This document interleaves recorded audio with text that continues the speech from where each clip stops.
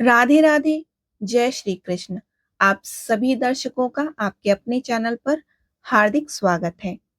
आज के इस वीडियो में हम आपको देवउठनी एकादशी के बारे में बताएंगे कि देवउठनी एकादशी क्या है शुभ मुहूर्त, और इस बार देवउठनी एकादशी पर कई शुभ योग बन रहे हैं। तो वो शुभ योग कौन कौन से हैं, साथ ही देवउठनी एकादशी की पूजा विधि के बारे में आज हम आपको बताएंगे। यानी कि देवउठनी एकादशी की संपूर्ण जानकारी हम आपको आज के इस वीडियो में देने जा रहे हैं, तो वीडियो को पूरा जरूर देखिएगा। देवउठनी एकादशी को हम देव प्रबोधनी एकादशी और देवोत्थान एकादशी भी कहते हैं।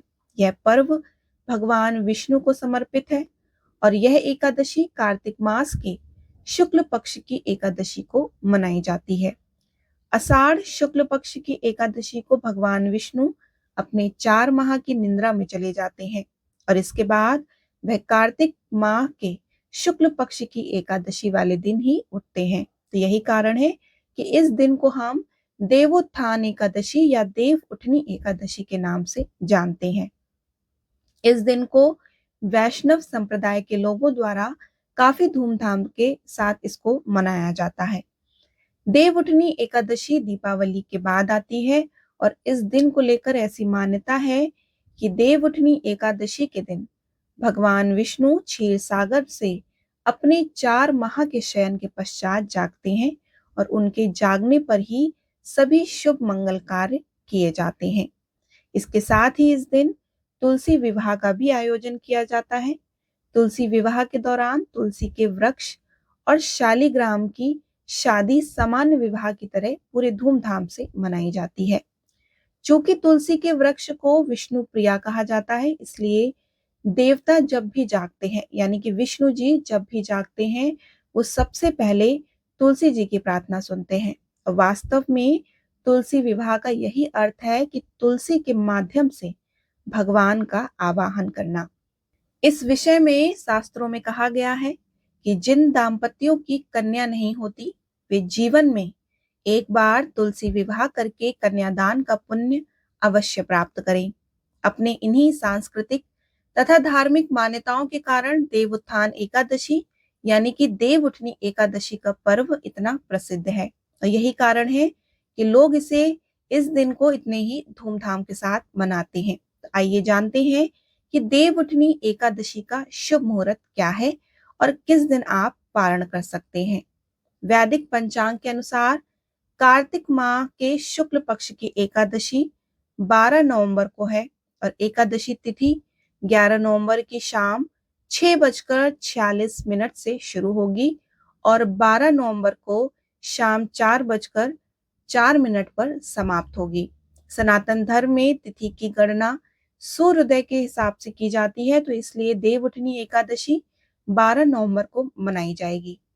साधक 12 नवंबर को एकादशी का व्रत रख सकते हैं और लक्ष्मी नारायण की पूजा कर सकते हैं। वहीं एकादशी व्रत का पारण अगले दिन यानी कि 13 नवंबर की सुबह 6:42 से 8:51 के बीच में किया जा सकता है।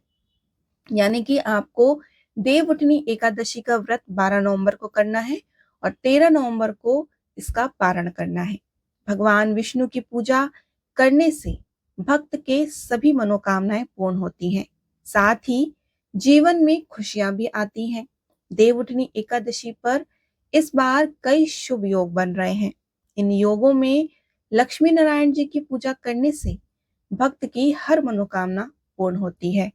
आइए अब हम आपको बताते हैं कि इस बार कौन कौन से योग बन रहे हैं और किस समय बन रहे हैं। हर्षण योग, कार्तिक मास के शुक्ल पक्ष की एकादशी को हर्षण योग बन रहा है और यह योग शाम 7:10 पर समाप्त हो जाएगा। हर्षण योग को बहुत ही शुभ माना जाता है और इस योग में भगवान विष्णु की पूजा करने से साधक को शुभ फल की प्राप्ति होती है। कार्तिक मास के शुक्ल पक्ष की एकादशी तिथि को शाम को शिववास योग बन रहा है। इस योग का संयोग शाम 4:05 से बन रहा है। तो इस योग में भगवान शिव कैलाश पर विराजमान रहते हैं और शिववास योग में लक्ष्मी नारायण जी की पूजा करने से साधक को अक्षय फल की प्राप्ति होती है। इस एकादशी पर यानी कि देवउठनी एकादशी पर उत्तर भाद्रपद नक्षत्र का संयोग बन रहा है। इसके साथ ही बवकरण भी बन रहा है। ज्योतिषी दोनों ही योगों को शुभ मान रहे हैं और इन योगों में लक्ष्मी नारायण की पूजा करने से शुभ फल की प्राप्ति होती है। साथ ही जीवन में आपके जो भी दुख हैं उनका नाश होता है। तो इस शुभ दिन पर इन नक्षत्रों में, इन योग में आप पूजा करें और देव भगवान की यानी कि भगवान विष्णु की पूजा आराधना करें और जो भी आपकी मनोकामना है वो भगवान विष्णु से बोले। इस समय पूजा करने से, इस समय भगवान का नाम लेने से, लक्ष्मी नारायण भगवान का नाम लेने से जो भी आपकी मनोकामना है वो शीघ्र ही पूर्ण होती है और आपके दुखों का नाश होता है। हर त्योहार की तरह देवउठनी एकादशी मनाने का भी एक विशेष तरीका होता है। देवउठनी एकादशी के पर्व पर भगवान विष्णु और माता तुलसी की पूजा की जाती है। इस दिन हमें भगवान विष्णु की विशेष कृपा प्राप्ति के लिए कुछ पूजा करनी चाहिए और जो पूजा है वो हम आपको बताते हैं। देवउठनी एकादशी के दिन पहले सुबह उठकर व्रत का संकल्प लेना चाहिए और भगवान विष्णु का ध्यान करना चाहिए। इसके बाद घर की साफ सफाई करने के पश्चात स्नान करना चाहिए और अपने आंगन में भगवान विष्णु के चरणों की आकृति बनानी चाहिए। एक ओखली में गेरू से चित्र बनाकर फल, मिठाई, बेर, सिंघाड़े, जो भी ऋतु फल है और गन्ने को रखकर उस स्थान पर उसको रखें एक जगह और उसमें डलिया ढक देना चाहिए। इसके बाद देवउठनी एकादशी के दिन रात में घरों के बाहर और पूजा स्थल पर दिया जरूर जलाएं। रात्रि के समय परिवार के सभी सदस्यों को भगवान विष्णु समेत सभी देवी देवताओं का पूजन करना चाहिए। इसके बाद भगवान को शंख, घंटा, घड़ियाल बजाते हुए उठाना चाहिए।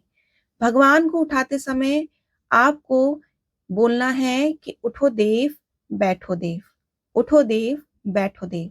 ऐसा उच्चारण करने से, ऐसे शब्द बोलने से आपको भगवान की विशेष कृपा प्राप्ति होती है और भगवान विष्णु निंद्रा से उठ जाते हैं यानी कि निंद्रा से जागने का प्रयास करते हैं और आप ऐसा बोलकर उन्हें निंद्रा से जागने का प्रयास कराना चाहिए। इस दिन यदि कोई व्यक्ति रात भर जागकर नाम संकीर्तन करता है तो उसे भगवान विष्णु अत्यंत प्रसन्न होते हैं और यही कारण है कि इस दिन कई लोग अपने घर में रात्रि संकीर्तन का भी आयोजन करते हैं। तुलसी पूजन देवउठनी एकादशी का सबसे महत्वपूर्ण हिस्सा है। इसके साथ ही इस दिन लोगों द्वारा व्रत भी किया जाता है। तुलसी के वृक्ष पर और शालिग्राम की शादी किसी सामान्य विवाह की तरह काफी धूमधाम के साथ मनाई जाती है। इस दिन आप लोग अपने आंगन में लगे तुलसी के पेड़ के पास अच्छे से साफ सफाई कीजिए, उसकी सजावट कीजिए और शालिग्राम और तुलसी जी का विवाह संपन्न कीजिए। शास्त्रों में इस बात का उल्लेख है कि जिन दाम्पत्यों के घर कन्या नहीं है वे जीवन में एक बार तुलसी विवाह अवश्य कराएं। शाम के समय लोगों द्वारा लक्ष्मी और विष्णु पूजन का आयोजन किया जाता है। इस पूजन में गन्ना, चावल आदि का प्रयोग किया जाता है और पूजा के पश्चात इन चीजों को पंडित को दान दिया जाता है। इस पूरे कार्य को तुलसी के विवाह के नाम से जाना जाता है। देवउठनी एकादशी हमें ये एहसास दिलाता है कि चाहे वह इंसान हो या भगवान, हर किसी को आराम की आवश्यकता है और भले ही भगवान निंद्रा मग्न हो लेकिन वह अपने भक्तों का सदैव ही ख्याल रखते हैं। पद्म पुराण के उत्तराखंड में वर्णित एकादशी महात्म्य के अनुसार देवउठनी एकादशी का व्रत करने से 1000 अश्वमेध यज्ञ तथा 100 राजसूय यज्ञों के बराबर फल मिलता है और व्यक्ति मृत्यु के पश्चात सीधे वैकुंठ धाम को जाता है। उम्मीद है आपको आज का ये वीडियो पसंद आया होगा। देव उत्थान एकादशी यानी कि देवउठनी एकादशी से जुड़ी पौराणिक कथा हम आपको दूसरे वीडियो में सुनाएंगे, उसे भी आप जरूर सुनें। उम्मीद है आपको आज का ये वीडियो पसंद आया हो। वीडियोस अच्छी लगती हों तो लाइक और शेयर करना मत भूलिए। साथ ही अगर आपने हमारे चैनल को सब्सक्राइब नहीं किया है या आप अब पहली बार हमारे चैनल पे आए हैं तो चैनल को सब्सक्राइब ज़रूर कर दीजिए। बेल नोटिफिकेशन ज़रूर प्रेस कीजिएगा ताकि हमारा आने वाला जो भी वीडियो है उसकी नोटिफिकेशन आप तक सरलतापूर्वक मिल जाए। राधे राधे। बोलिए श्री हरि विष्णु भगवान की जय।